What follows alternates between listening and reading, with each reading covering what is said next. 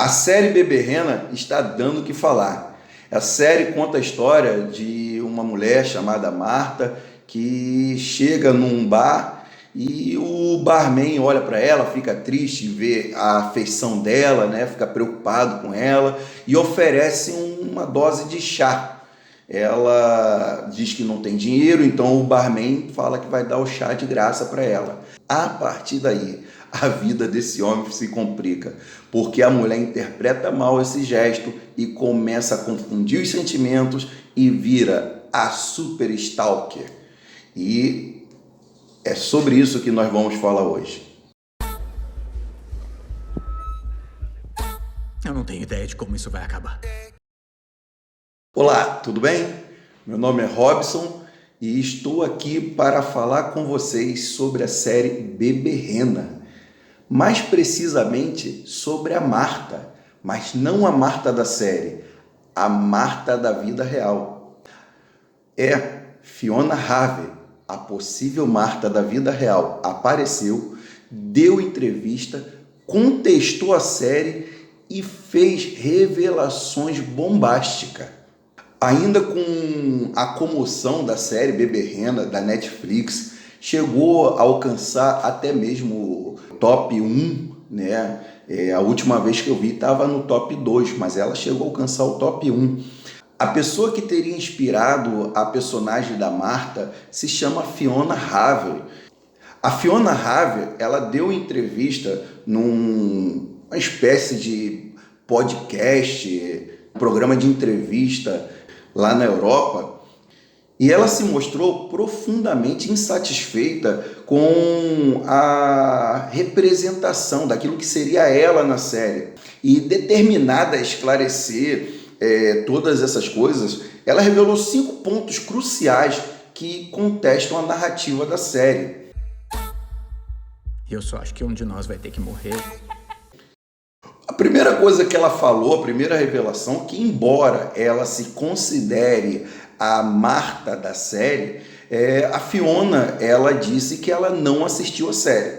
Ela falou que tudo que ela sabe sobre a série são coisas que pessoas próximas a ela revelou para ela, foi contando o que foi acontecendo, e ali ela foi vendo que a série, ao mesmo tempo, falava sobre ela, mas não dizia as verdades dos fatos. Ela também ficou sabendo disso porque você sabe como é que é a internet hoje, né? Algumas pessoas começaram a pesquisar com base na série, começaram a pesquisar, fazer pesquisa, até que chegaram nessa Fiona Harvey. E ali começaram a perseguir ela, começaram a mandar uma série de cartas, uma série de e-mails, uma série de ameaças para ela. É interessante que aquilo que eles cobram da Fiona, né? Aquilo que eles cobram da Fiona é o que eles estão fazendo com a Fiona. E é justamente isso que é o segundo ponto crucial da entrevista dela, a não perseguição. Porque ela alega que não foi bem assim como foi narrado na série. Ela diz que ela não perseguiu o Richard, né? Ela diz que não foi como foi narrado. E em contraste com as alegações do Richard Gard, que é o personagem, né, da série que foi perseguido, onde ele afirma que recebeu cerca de 41.071 e-mails dela. É muita coisa, né? 350 horas de mensagem de voz, mais 744 twitters, mais 46 mensagens no Facebook e 106 páginas de cartas da perseguidora. E ela nega tudo isso. Ela diz assim, não foi assim. Eu realmente entrei em contato com ele, troquei alguma mensagem com ele, mas foi no máximo 10 e-mails. Né? Eu mandei alguns 18 Twitter para ele, que pode ser conferido até lá, foi até justamente por aí que ela foi achada, e no mais é tudo invenção, foi tudo aumentado por ele, porque não ocorreu desse jeito, né? O terceiro ponto da entrevista foram as queixas oficiais. Com a repercussão da Fiona Harvey, né? Ela se preparou para tomar algumas medidas legais. De acordo com ela, As caracterizações negativas da série causaram danos à sua imagem e à sua vida pessoal, o que a motivaria a processar a Netflix e também o Richard Garde e qualquer outra pessoa que insista na veracidade das alegações. Fiona Harvey, ela se mostra confiante e disposta a levar todas as provas a um tribunal. Ela nega veementemente o envio dos inúmeros e-mails mencionados na série e desafia o Richard Garde e a Netflix a apresentarem as supostas mensagens. É necessário ressaltar que a veracidade dos eventos em si não estão em questão. Tanto o Garde quanto a Netflix declaram que Bebê Rena é apenas uma obra de ficção inspirada em alguns fatos reais, mas não é 100% real. No entanto, a Fiona ela argumenta que a série ultrapassou os limites do que poderia se chamar de ficcionalização ao retratá-la de forma negativa e prejudicial. Apesar da falta de menção direta a ela, a Fiona ela argumenta que a série deixa pistas bem claras que a identificam. A semelhança entre a personagem Marta e a própria Fiona, se você comparar, você vai ver que as duas é muito parecida, né? Seja pelo porte do corpo, até a aparência do rosto, elas são bastante parecidas.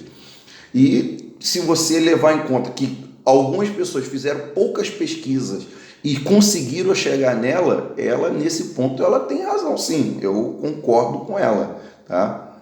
O quarto questionamento dela é sobre as acusações de assédio, né? Porque lá na série fala bastante sobre isso.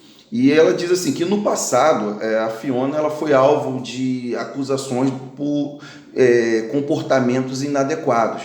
Em 1997, enquanto ela era estagiária em um escritório de advocacia, ela teria demonstrado um comportamento inaceitável, causando desconforto e medo entre os seus colegas de trabalho.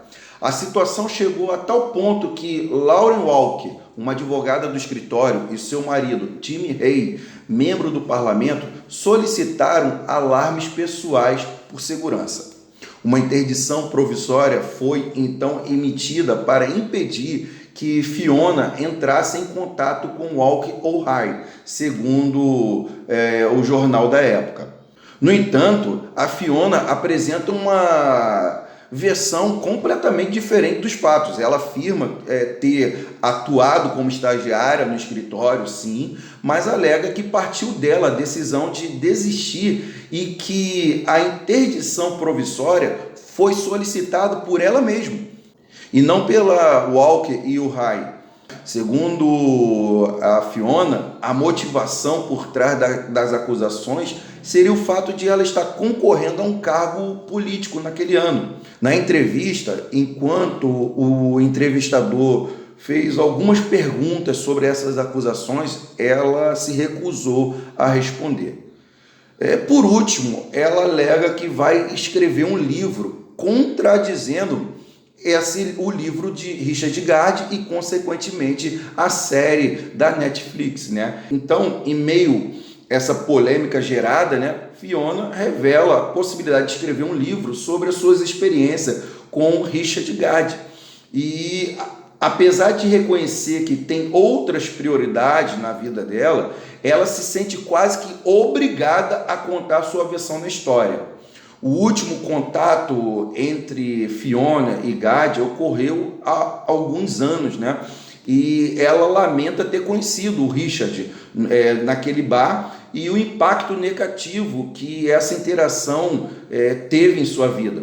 Atualmente, Fiona se afastou das redes sociais como Twitter, Facebook e outras plataformas, temendo encontrar notícias negativas sobre si mesmo. E é isso aí, gente. As versões do fato daquela que seria a Marta, né? A Fiona Harvey.